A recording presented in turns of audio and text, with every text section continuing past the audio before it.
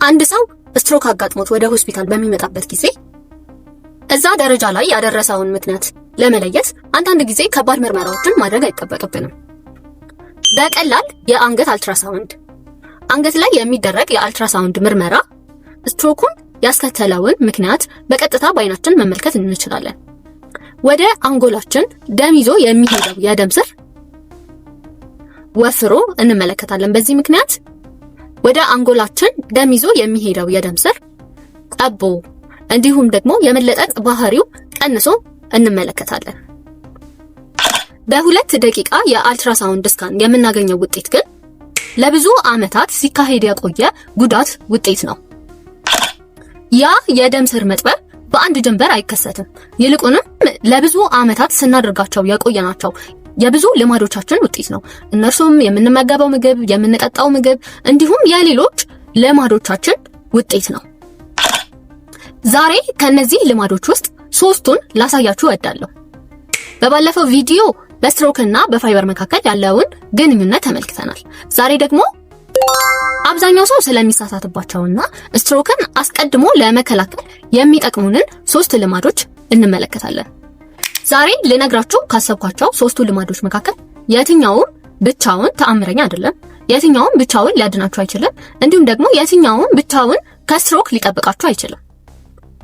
ከ3ቱ ልማዶች ውስጥ እኔም ፐርሰናሊ ኮንሲስተንትሊ ለማድረግ የከበደኝ አለ። እሱን ለማወቅ ቪዲዮውን እስከ መጨረሻ ተመልከቱት። ሰላም፣ ዶክተር ጸባይ ነኝ።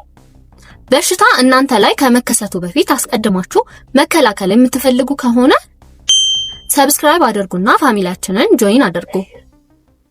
የመጀመሪያው ልማድ በጣም ቀላል ነው። በውስጣቸው ሲትረስን የያዙ እንደ ሎሚና ብርቱካን ያሉ ፍራፍሬዎችን አብዝቶ መመገብ። እዚህ ጋር እንድታስተውሉ የምፈልገው ሲትረስ የያዙ ሰፕሊመንትስ ወይም ተጨማሪ ምግቦችን መውሰድ ወይም በደንብ የተቀነባበሩ ሲትረስ ያላቸው ፍሩቶችን መውሰድ ሳይሆን ሙሉ ፍራፍሬዎችን መመገብ። የሲትረስ ፍራፍሬዎች ሄስፒሪዲን በተባለ ውህድ የበለጸጉ ናቸው። ጥናቶች እንደሚያሳዩት ደግሞ ሄስፒሪዲን ወደ አእምሯችን የሚሄደውን የደም ዝውውር ጨምሮ በመላ ሰውነታችን ላይ ያለውን የደም ዝውውር ይጨምራል። ተመራማሪዎች ይህንን ኢፌክት ለመለካት ሞክረዋል። ተመራማሪዎቹ ባደረጉት ጥናት ላይ ተሳታፊዎቹን በ2 ግሩፕ ከፈሏቸው። ለአንደኛው ግሩፕ የብርቱካን ጭማቂን ሰጣቸው። ለሌላኛው ግሩፕ ደግሞ የብርቱካን ጁስ የሚመስል ነገር ግን ብርቱካን ያልሆነ መጠጥን ሰጧቸው። ከዚያም የብርቱካን ጁስ የጠጣው ግሩፕ የደም ግፊታቸው ቀንሷል፣ እንዲሁም ደግሞ በመላ ሰውነታቸው ላይ የደም ዝውውራቸው በከፍተኛ ሁኔታ ጨምሯል። ብዙ ጥናቶች እንደሚያሳዩት የሲትረስ ፍጆታ መጨመር የስትሮክ ስጋትን ከመቀነስ ጋር ተያይዟል። በሆስፒታል ውስጥ የአንድን ሰው የደም ዝውውር ለመለካት ዶፕለር የተባለ መሳሪያ እንጠቀማለን። ይህ መሳሪያ የሚሰራው በጽንስ ክትትል ጊዜ የልጁን የልብ ምት ለመስማት የምንጠቀምበትን ቴክኒክ በመጠቀም ነው። ተመራማሪዎች ይህንን መሳሪያ በመጠቀም አንድ ሰው ብርቱካን ከተመገበ በኋላ የሚኖረውን የደም ዝውውር መጨመር ለመለካት ተጠቅመውበታል። ስለዚህ በዚህ መሳሪያ አማካኝነት እየለካን ያለነው አንድ ሰው ብርቱካን ከተመገበ በኋላ በሄስፒሪዲን አማካኝነት በጸጥታ የሚከሰተውን ለውጥ ነው። እርሱም የደም ፍሰት መጨመርን ነው። ስለዚህ በአጠቃላይ አንድ ሰው ሲትረስ ፍራፍሬዎችን ወይም በውስጣቸው ሲትሪክ አሲድ ያላቸውን ፍራፍሬዎች ማለትም ብርቱካን፣ ሎሚ በሚመገብበት ጊዜ በመላ ሰውነቱ ላይ ያለው የደም ፍሰት ይጨምራል ማለት ነው። ይህ ደግሞ ወደ አእምሮአችን የሚሄደውን የደም ዝውውር በማስተካከል ለስትሮክ የመጋለጥ ዕድላችንን ይቀንሳል ማለት ነው። እኔ በቻልኩት መጠን በቀን 1 ብርቱካን ለመመገብ እሞክራለሁ። ያንን ማድረግ በማልችልባቸው ሁኔታዎች ላይ ደግሞ በምጠጣው ውሃ ላይ ሎሚን ለመጨመር ጥረት አደርጋለሁ። በዚህ ቪዲዮ ላይ ከምንመለከታቸው 3ቱ ልማዶች መካከል ይህ በጣም ቀላሉ ነው። ምክንያቱም አብዛኞቻችን ብርቱካንና ሎሚን በቀላሉ በየትኛውም ቦታ እንዲሁም ደግሞ በትንሽዬ ገንዘብ ልናገኛቸው ስለምንችል። ሁለተኛው ልማድ በአመጋገባችን ውስጥ በቂ ፖታሲየምን ማካተት ነው። አብዛኛው ሰው የፖታሲየም ምንጭ ነው ብሎ ከሚያስበው ምግብ ሳይሆን ከአረንጓዴ ቅጠላ ቅጠል፣ ከጥራጥሬ እንዲሁም ደግሞ ከስኳር ድንች። በሰውነታችን ውስጥ የሚገኙት እያንዳንዱ ሴሎች ስራቸውን በአግባቡ ለመስራት ፖታሲየም ያስፈልጋቸዋል። እናም ይህ በደም ስራችን ላይ ቀጥተኛና ሊለካ የሚችል ተጽዕኖ አለው።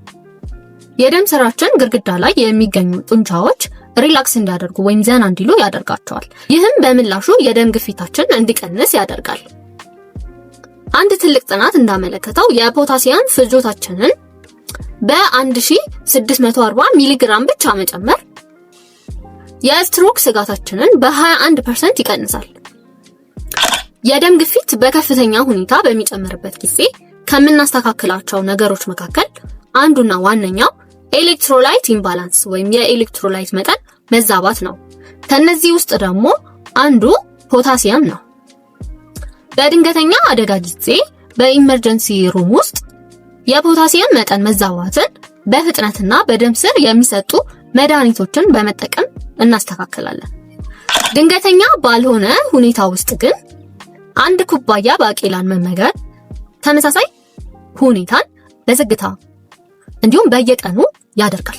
አሁን ደግሞ እኔን ጨምሮ አብዛኞቻችን የፖታሲየም ምንጭ ናቸው ብለን ከምናስባቸው የተሳሳቱ እምነቶች መካከል አንዱን እንመለከታለን።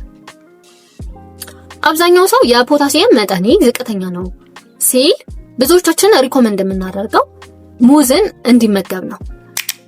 ነገር ግን ሙዝ ያን ያህል ከፍተኛ የፖታሲየም መጠን ያለው የምግብ ምንጭ አይደለም።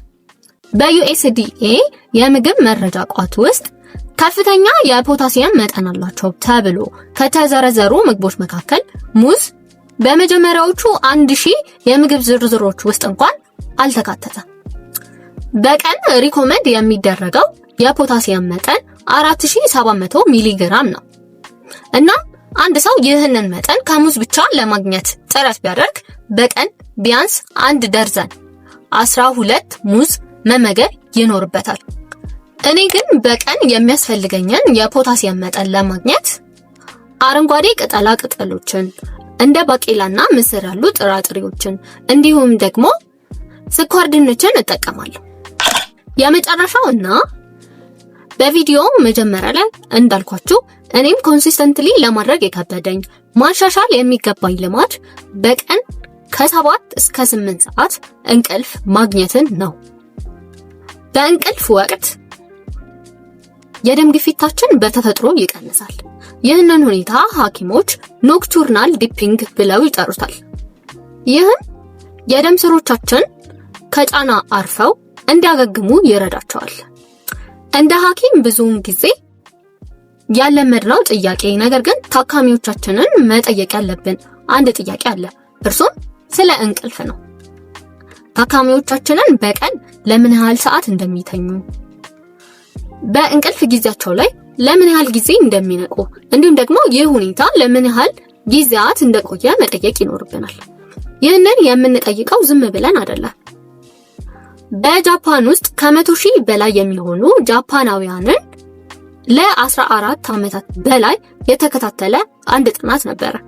ይህ ጥናት እንደሚያመለክተው በቀን ለ7 ሰዓት ከሚተኙ ሰዎች ጋር ሲነጻጸር በቀን 4 እና ከዛ በታች እንዲሁም ደግሞ ለ10 ሰዓትና ከዛ በላይ የሚተኙ ሰዎች በስትሮክ የመሞት እድላቸው ከ50% በላይ የበለጠ ነው።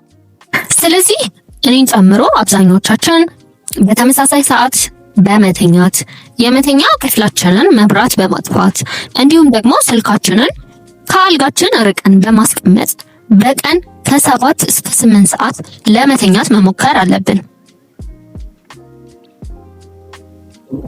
ቅድም እንዳልኩት ከነዚህ 3 ልማዶች መካከል አንዳቸውም ብቻቸውን ተአምር የሚሰሩ አይደሉም። ነገር ግን የደም ቧንቧችን በየቀኑ ምን እንደምንመገብና እንዴት እንደምንተኛ ፊል ያደርጉታል፣ ይሰማሉ። እናም በትክክል ለዚህ ነው እነዚህን ነገሮች በቁም ነገር መመልከት የሚጠበቅብን። የሕክምና ማዘዣችሁ ወይም ፕሪስክሪፕሽን ይህ ነው። ይህንን ስክሪንሾት አድርጉት። አንደኛ በቻላችሁት መጠን በየቀኑ ሲትረስ ፍራፍሬዎችን መውሰድ። አንድ ብርቱካን ወይም ትኩስ ሎሚን በምግባችሁ ላይ መጭመቅ። ሁለተኛ ፖታሲየምን ከአረንጓዴ ቅጠላ ቅጠሎች፣ ከባቄላ እና ከስኳር ድንች ማግኘት። ከሙዝ ብቻ አይደለም። በቀን ከ7 እስከ 8 ሰዓት መተኛት። ይህ ከሶስቱ ጥረትን የሚጠይቅ ልማድ ነው። እስካሁን ካላያችሁት በፋይበር እና በስትሮክ መካከል ያለውን ግንኙነት የሚያሳየውን ቪዲዮውን ተመልሳችሁ እንድትመለከቱት ሪኮመንድ አድርጋችኋለሁ። እነዚህ ልማዶች አብረው ነው የሚሰሩት እንጂ አንዱ ሌላውን የሚተካ አይደለም። ያስታውሱ፣ የደም ቧንቧዎቻችሁ በየቀኑ የምትመገቡትንና እንዴት እንደምትተኙ ይሰማል። ይህ ቪዲዮ ጠቃሚ ነው ብላችሁ ለምታስቡት ሰው ሼር ማድረጋችሁን እንዳትረሱ። በሽታን አስቀድማችሁ ለመከላከል የምትፈልጉ ሰዎች ከሆናችሁ ሰብስክራይብ በማድረግ ፋሚሊያችንን ጆይን አድርጉ። Thank you for watching.